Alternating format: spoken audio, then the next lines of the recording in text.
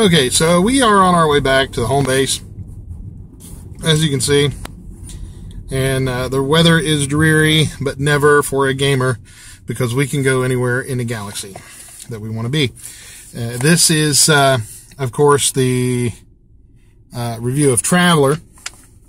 As you can see right here, we have a book of Traveler core rules.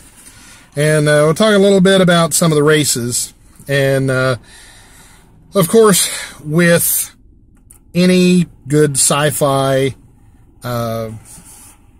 game, I mean, you've got elves and dwarves and stuff like that in the fantasy, right? But with the sci-fi games, you're going to be wanting to play with aliens, like some of us want in real life.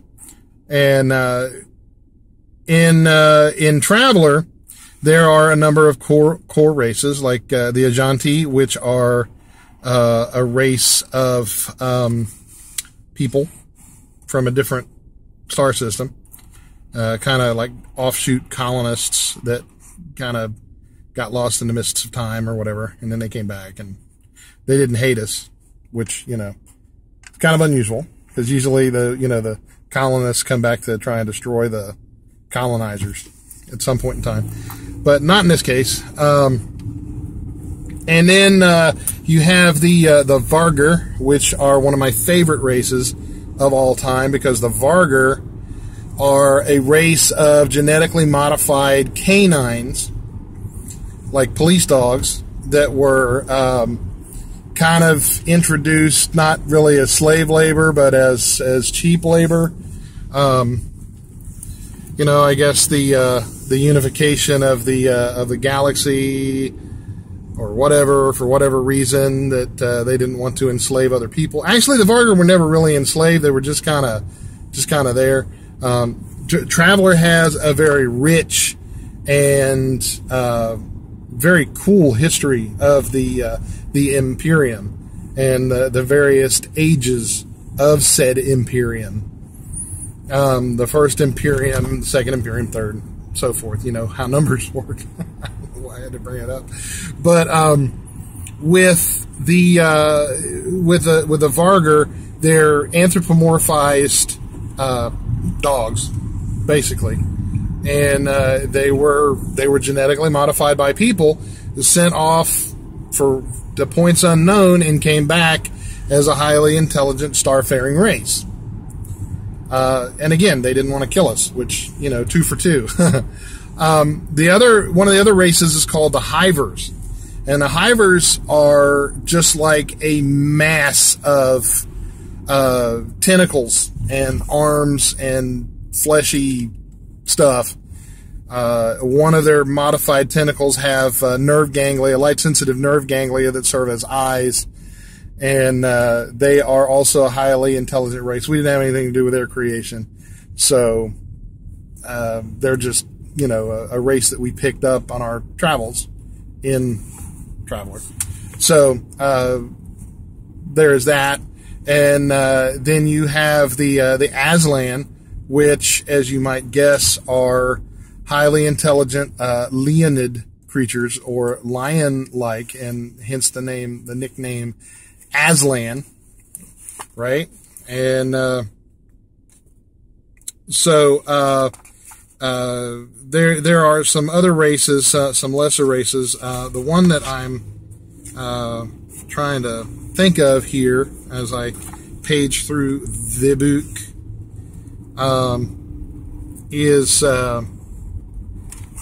there is a race of alien, like insectoid centaurs, that are a lot like the Vrusk in the D20 systems. Used to be the old Star Frontiers game, if you can remember that one.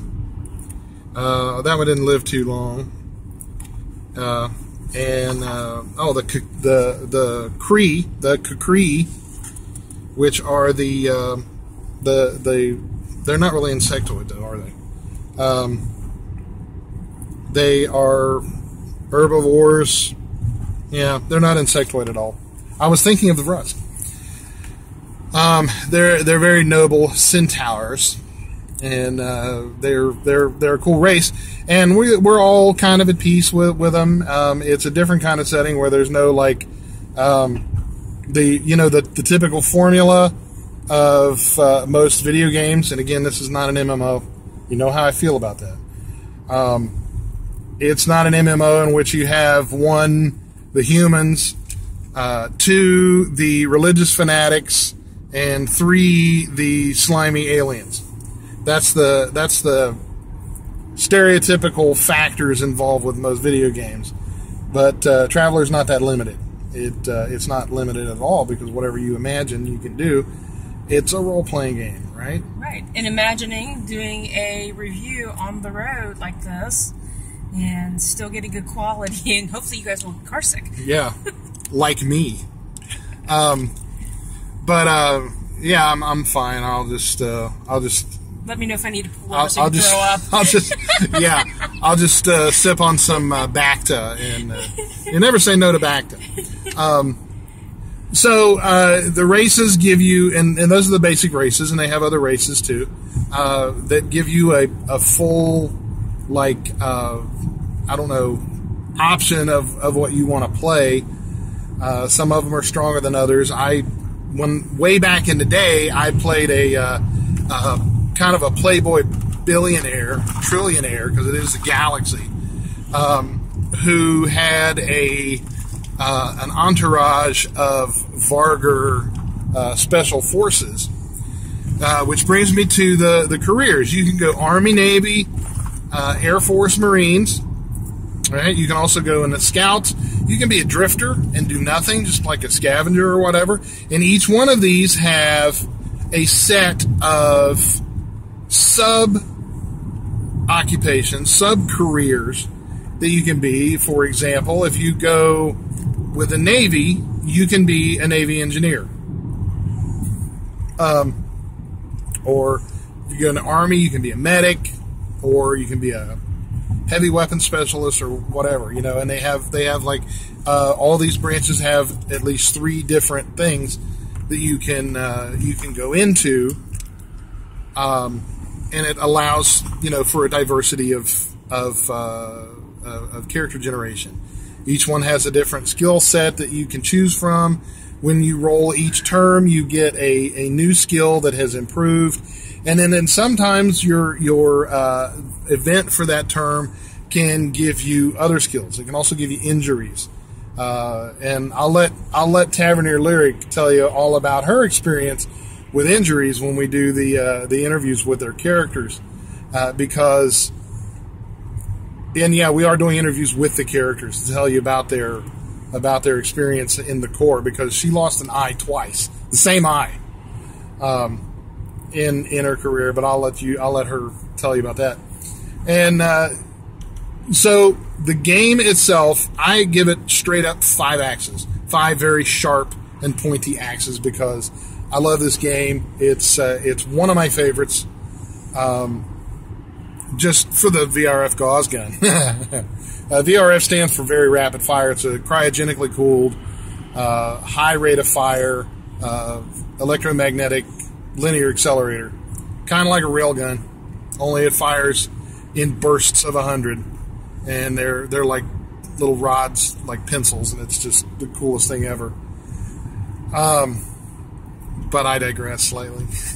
Just because I'm fanboying over my own freaking character, which is cool.